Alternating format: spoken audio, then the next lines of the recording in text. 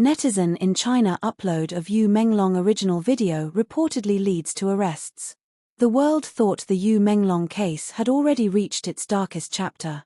But what unfolded today sent chills through the hearts of millions. An anonymous Chinese netizen, known only by the screen name Truth in Shadow, uploaded what he claimed was the original, uncut video from the night of Menglong's death. Within hours, the post vanished. Minutes later, police stormed his apartment. What followed was chaos and a wave of fear sweeping through China's entertainment industry. According to early reports, the upload appeared on a private forum on the dark web, then mysteriously made its way to a small Weibo page before being deleted. But thousands had already seen it, and the few seconds they managed to describe before it disappeared are almost too horrifying to believe. It was Menglong, blooded, terrified, and struggling to stand, calling out for help in what looked like a luxury hotel room. His voice cracked through static and whispers, but one word was unmistakable: "They're here." The upload instantly triggered a nationwide shockwave. Netizens flooded social platforms, tagging Chinese authorities, Tianyu Media, and Du Qiong, Yu's former manager who was rumored to have ties to powerful underground networks. But by sunrise, accounts that shared even a single screenshot were either locked, banned, or mysteriously under maintenance. Meanwhile, several major influencers who dared to talk about it, including Liu Feishue, Wen Jie, and Cao Ran, all known for their involvement in entertainment news, were reportedly detained. One source close to the Beijing Cybersecurity Bureau leaked to Hong Kong-based media that the arrest order came from high up, allegedly under the pretext of spreading sensitive state-related visual material. But insiders claim it was a cover-up, meant to bury the truth once more. A whistleblower from Tianyu Media, hiding under an encrypted username, told the Epoch Wave that the footage was real and damning. According to him, the clip showed not only Menglong but also two shadowy male figures, one wearing a distinctive black coat with a golden emblem, a symbol said to belong to an elite security faction of a Chinese conglomerate with deep connections to the entertainment world. The whistleblower claimed that Menglong had discovered Tianyu Media's secret offshore accounts, and that his death was staged to look like suicide after a confrontation. He tried to speak, the source wrote, but no one listened.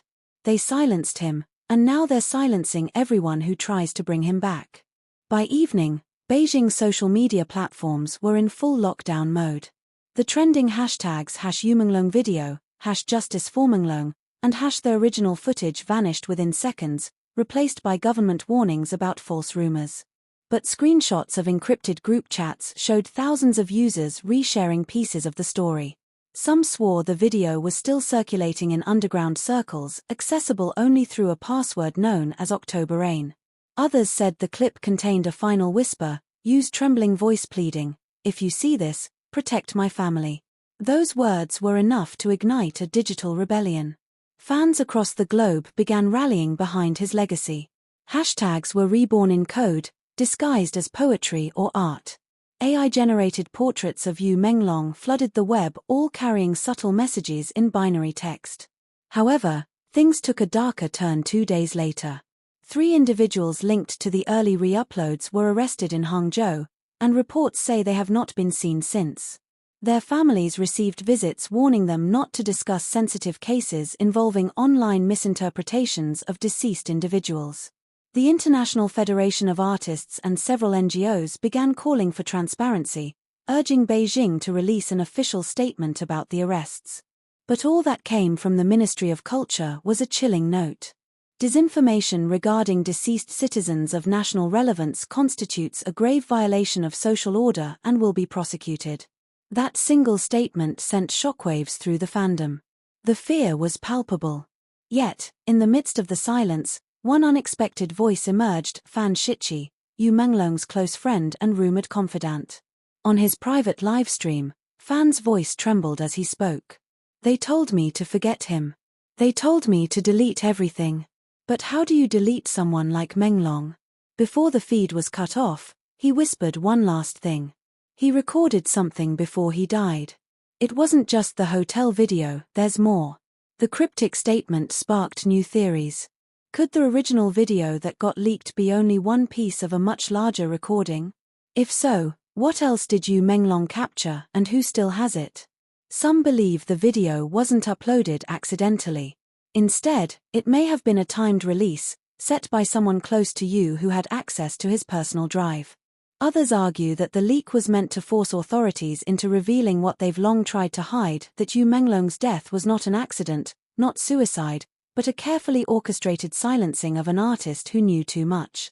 Late-night messages on fan forums describe anonymous accounts dropping cryptic warnings. If you saw the clip, don't say a word. They're tracking downloads. He's not dead the way you think. Even Yumenglong's official Weibo memorial page was briefly taken down for maintenance, sparking speculation that new comments were being wiped. Several fans reported that they tried posting tributes only to find their messages deleted within minutes. But one haunting question refuses to die: why arrest those who only watched the truth? In the final hours before dawn, multiple VPN users claimed that copies of the original video are now being traded in encrypted form, labeled under poetic names like "The Lantern Still Burns" and his final song. Rumors say the uncut version doesn't just show you, it also includes voices of people laughing in the background, one of which allegedly matches the tone of his former manager, Du Chong. If true, this confirms what many feared all along: Yumenglong might have been betrayed by the very people he trusted most. And now, as dawn rises over Beijing, social feeds remain eerily quiet. Every trace of the video has been scrubbed clean. Every account that mentioned it is gone. But whispers continue in underground circles, whispers that Yumenglong's real voice, the unfiltered truth, will soon reappear. Because, as one fan posted in a coded message before her account vanished, "They can delete our posts. They can arrest our friends. But they can't delete his voice. Not again." The world watches in silence. Somewhere in the digital shadows of China's firewalled internet, Yumenglong's cry for help still echoes, waiting for someone brave enough to let it be heard again. And this time, they might not be able to stop it. The truth they tried to erase. The internet was never supposed to see this, a fragment of a truth buried beneath fear, silence, and lies. Yet, last night, as the clock struck 2:17 a.m., a mysterious user from Chengdu uploaded what appeared to be the original video of Yumenglong's final moments. Within 6 minutes, it was gone. Within 12, the uploader had vanished. And within 24 hours, Beijing's authorities were moving like ghosts in the dark, sweeping through chat rooms, servers, and private devices as if chasing a virus too powerful to contain. But something impossible happened: the video didn't die. Because before it vanished, hundreds of users had already copied and re-uploaded it in fragments. A cry here, a shadow there, a frame of Yumenglong standing near a window, his trembling voice saying, "They said I won't make it to morning." The shockwave was instant. Every corner of China's entertainment world froze. Fans screamed online, actors deleted posts, and even major news outlets suddenly turned quiet. But that silence, that deliberate, uneasy silence, was louder than any headline could ever be. The video that shouldn't exist.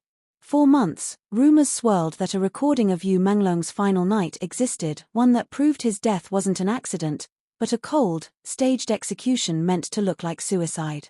Now, those rumors had form, voice, and blood. Eyewitnesses who claimed to see the first seconds of the video described it as heart-shattering. The footage, apparently taken from a corner of a hotel suite, showed Yu in distress, pacing back and forth, clutching his phone as he whispered to someone, "Please tell Fan Shichi to leave the city. They're watching me." Moments later, the sound of a door unlocking echoed in the background. Yu turned sharply toward the sound, then the video glitched, static flaring across the frame. When it cleared, two silhouettes appeared behind him. And that's when the screen cut to black. Those few seconds, just enough to confirm his fear, not enough to prove who, were all it took to send the world spiraling. The arrests that followed. By dawn, Beijing police had launched what they called a national cyber investigation. What the public didn't know was that this investigation wasn't aimed at criminals, it was aimed at witnesses. The uploader, identified online as Truth in Shadow, was reportedly a 29-year-old data technician who had worked at Tianyu Media before abruptly quitting 3 days after Yu's death.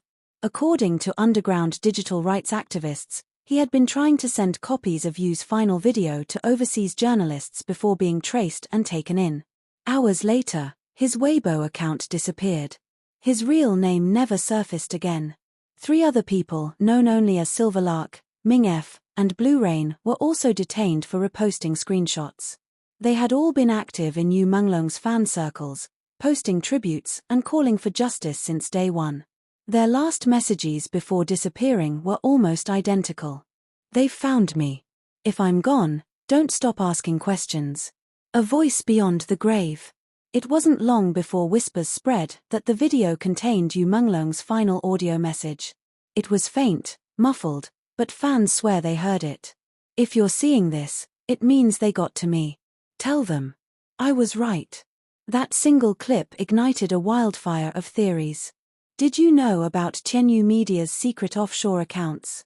Was he trying to expose money laundering operations that involved his own management team and possibly high-ranking officials? One source, who once worked in Tianyu's internal communications department, leaked to a Singapore paper. There were transfers, big ones. You knew. He had proof. And he was scared. The same insider claimed that you had been recording everything for months, every suspicious meeting, every cryptic phone call. He was building a timeline, a trail. But someone found out. And then, he was gone. The industry panic. As news of the arrests broke, panic rippled through China's entertainment elite. Major studios scrubbed Yu's name from upcoming projects. Celebrities once close to him, Song Yiren, Fan Shichi, and even director Lin Zhen deleted old photos, locked comment sections, and cancelled interviews. But one post survived for several hours before being deleted. "He tried to warn us," Fan Shichi allegedly wrote. "We thought it was stress, not fear. I wish I had listened." That single line was reposted 2.3 million times before the platform wiped it clean. Meanwhile, across foreign media, Yumenglong's story took on a life of its own. Global outlets from The Guardian to NHK Japan ran exposés on the mysterious circumstances surrounding his death. Yet, every official inquiry from international journalists into Beijing's censorship was met with the same cold response. "The case is closed. Do not reopen wounds." But the wounds were already open, bleeding across the hearts of millions who refused to forget. Dark web connections. The most chilling part of the story came days later. An anonymous hacker group known as the Orchid Alliance claimed responsibility for redistributing the video across encrypted channels. They described the clip as part of a larger digital file Yu himself had allegedly encrypted under a project code named _final cut. The hackers claimed that Yumenglong had scheduled the file to auto-upload if he didn't log in for 7 days. But the file was intercepted before it completed its upload. They posted a statement that read, "The truth isn't lost. It's only delayed." That single line, poetic, haunting, and defiant, became the rallying cry of Yu's fans around the world. People began creating artwork, writing songs, even filming short tributes titled "The Truth Isn't Lost." But with that hope came danger. Because a week later, 3 users connected to the Orchid Group were arrested in Shenzhen, charged under Article 113, endangering national security. One of them was reportedly found unconscious during interrogation. The global outcry. International outrage followed. Human rights groups demanded transparency. Hashtags like #JusticeForYumenglong and #ReleaseTheUploaders trended globally before being blocked in mainland China. Yet even in silence, voices found their way through. Fans began encoding messages in images, pictures of lanterns, birds, or the moon. Each image, when digitally scanned, revealed hidden text embedded in pixel data. The messages were short but powerful. "He's still speaking. The truth can't be censored.